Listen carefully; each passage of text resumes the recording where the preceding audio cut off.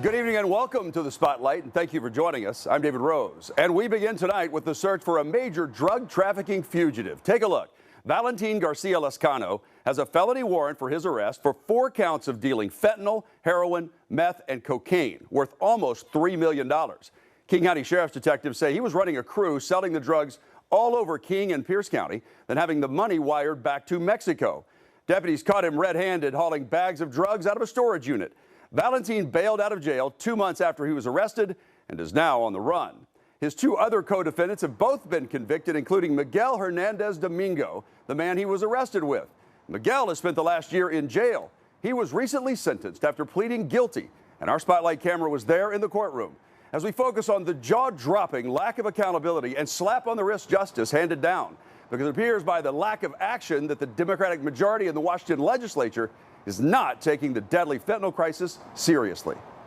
Miguel Hernandez Domingo was one of 3 men arrested in 2024 following a lengthy drug trafficking investigation by the King County Sheriff's Office. Mr. Hernandez Domingo had enough fentanyl powder to be potentially lethal to more than 13.5 million people. The combined population of the Pacific Northwest is 14.2 million people. Senior Deputy Prosecutor Alex Muir described the huge amount of narcotics seized by detectives from the defendant's apartment, car, and storage unit, where he took selfies wearing a respirator. There's approximately 108,204 fentanyl pills by weight, 59.87 pounds of fentanyl powder, 2.47 pounds of methamphetamine, 3.16 pounds of heroin, 1.79 pounds of cocaine. The street value of these narcotics is approximately $2.75 million. Hernandez Domingo was tracked and observed selling the drugs in Des Moines, Seattle, SeaTac, Federal Way, Fife, and Tacoma, then wiring the money to Mexico. He pleaded guilty to possession with intent to distribute fentanyl with a major drug offense aggravator. Because he had no criminal history and a 0 offender score, Washington state law sets the standard sentencing range at just 12 to 20 months. King County Prosecuting Attorney Lisa Mannion wants longer sentences imposed, at least 5 years in prison in this case. We're not talking about a kid with a bag full of weed. What we're talking about is somebody who's moving enough fentanyl to at least theoretically kill all of King County. And for that, there should be an exceptional sentence because it's an exceptional amount of drugs. To support their request for a longer sentence, King County Detective Matt Jeffrey described the significance of this drug bust. To my knowledge, the 60 pounds of fentanyl powder is the largest seizure by the King County Sheriff's Office. So far this year in King County alone, more than 360 people have already died from a fentanyl overdose.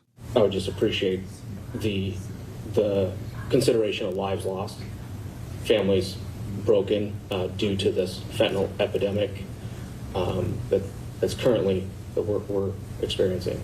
The defendant's attorney pushed back, claiming his client played a limited role in the organization and had already spent 368 days in jail.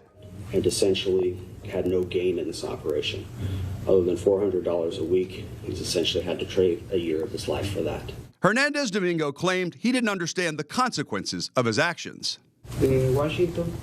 I want to apologize to the state of Washington. Está enferma mi esposa y a mi hijo. And I want to be given the opportunity for me to go on with my life and to help my mother, who is sick, and my wife and my son. After listening to the arguments from both sides, Judge Nicole Hecklinger sided with the defense, saying the court had no information that Hernandez Domingo was a major player in the enterprise. Having considered the purposes of the Sentencing Reform Act, the sentencing materials, the harm that this does to the community, and Mr. Hernandez's role in this, in the information that's been provided,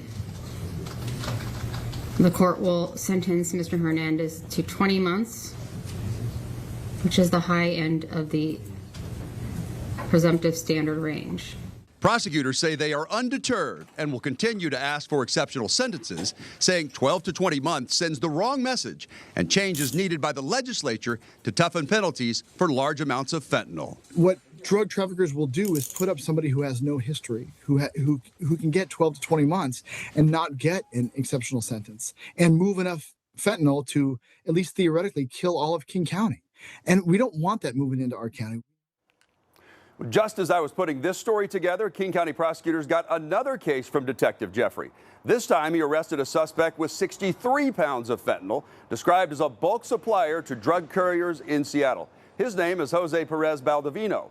The 35-year-old will be arraigned next month, and we will be there. Meanwhile, if you can tell detectives where to find 38-year-old Valentin Garcia Lascano, Crime Stoppers of Puget Sound will pay you a cash reward of up to $1,000. You will remain anonymous. Text the tip through the P3 Tips app on your phone or call 1-800-222-TIPS.